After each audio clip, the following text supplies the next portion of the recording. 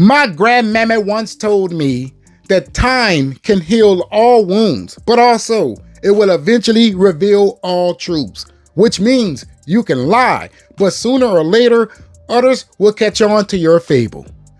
What's going on, my beautiful geek culture? As always, I'm your boy O, and today we have further proof that the DCU is D.O.A. as Peacemaker ratings is in the toilet. Yeah, things are about to get a little bit spicy, baby. Now, today's news is coming from CosmicBookNews.com. It is titled, Peacemaker finally charts on Nielsen and it's in the gutter. It took the entire season 2 release, plus Nielsen counting all available episodes, including season 1, for Peacemaker to show up on the charts at all. Pause. It took 2 seasons for this to be a thing. 2 seasons, not one, like everybody else. 2 seasons. Whew. I got a few things to say about this one. Let's continue. For the week the season 2 finale dropped, October the 6th to October the 12th, Peacemaker landed on Nielsen's original chart in the number 10 spot with 398 million minutes viewed. That's the lowest position on the chart. Okay, we got Netflix straight dominating this thing, man. They got the number 1, 2, 3, 4, 5, 6, 7, 8, 9. They got 9 spots. No, I'm sorry, 8 spots. They got 8 spots. Let me make sure. 1, 2, 3, 4, 5, 6, 7. They got 8 spots on the top 10. Boy, Netflix is cooking. I told you guys, that is where I want Warner Brothers to be. But you got Monster, the Ed Gein story at number 1, 2 billion minutes watched. Love is Blind, number 2, 1 billion minutes watched. Halo, number 3, 500 million minutes watched. Is It a Cake? Halloween, number 4, 500 million minutes watched. Tulsa King, which is old, by the way, 500 million minutes watched. Wayward, number 6, 500 million minutes watched. The Great British Baking Show, number 7, with 474 million minutes watched. Number 8 is Boots, 434 million minutes watched. Number 9 is Wednesday with 424 million minutes watched. Number 10 is Peacemaker at 398 million minutes watched. Okay, this is absolutely ridiculous. Compare this to stronger weeks throughout the year where the number 10 slot easily cleared 400 to 500 million minutes watched. Under normal conditions, Peacemaker would still be invisible. So, in other words, Peacemaker is falling off of a cliff. All right, let's see. The late Nielsen's appearance lines up with the viewership problems already reported.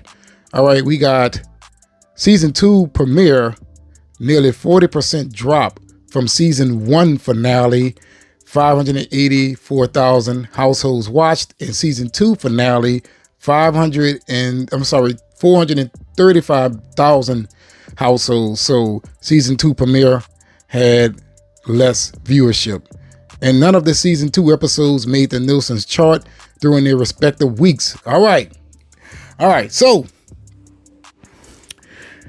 how much proof are you going to need to understand that this thing is not working? All right, we got Superman, we got Peacemaker. Peacemaker was supposed to be a follow-up to that of Superman, right? So James Gunn is out there telling everybody, hey, you need to watch Peacemaker. Peacemaker is setting things up, and not to mention, he did this on a weekly basis, right? He went to social media and told everybody, hey, look out for this week's episode. It's going to be something huge. So you got the man in charge telling people to check out the show, and he still refused to do so. After everybody told us that Superman was a hit, not only financially, but culturally. If that's true, then we should not be having this conversation at this very moment. How is it that we can talk about this thing failing and people are still out there believing that it is succeeding? No, man, that is delusional. We have all the evidence, right? We got what that is, the Creature Commandos. Yeah, that's the name of that damn TV show. I almost forgot about it. We got Superman, we got Peacemaker season 1, Peacemaker season 2. We got the Suicide Squad. At this point, James Gunn has yet to bring Warner Brothers a profit. And I'm not saying that Peacemaker should be bringing in profits, but it should be bringing in audience. All right. Superman was 3 months ago. 3 months ago.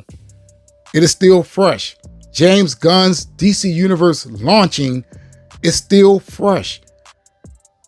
When you're going to understand that this should be the height of the interest at the beginning, right at the start, this should be the height of the interest.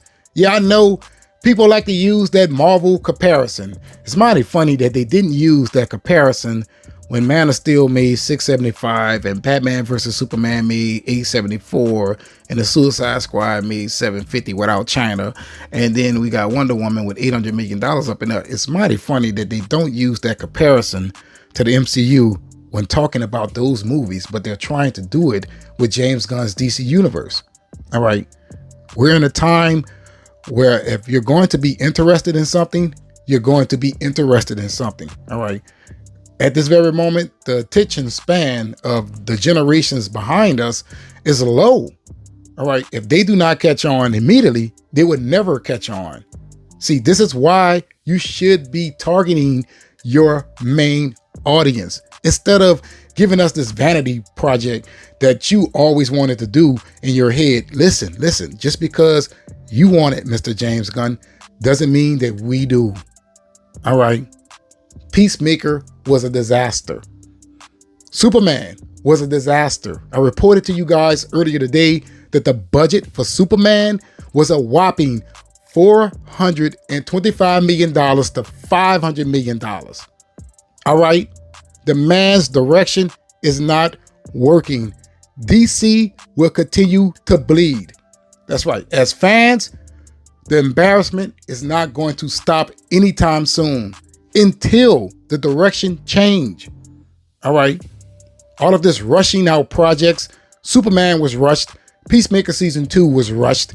We all know that's why everything just doesn't feel natural. Everything feels like it's a chop job, right?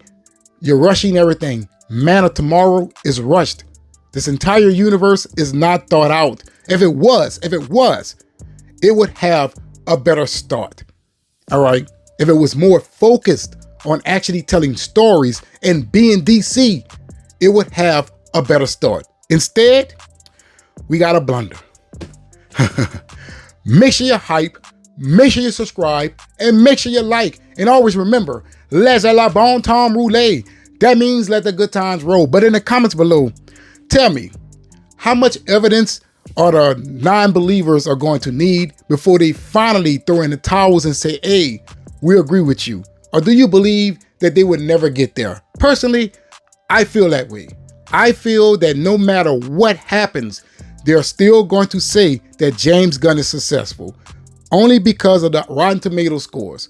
When Supergirl flop, they're going to come out and make excuses, right? We already know. But let me know, how do you feel about the DCU continuing to fail and also has been officially labeled as DOA? Let me know in the comments below.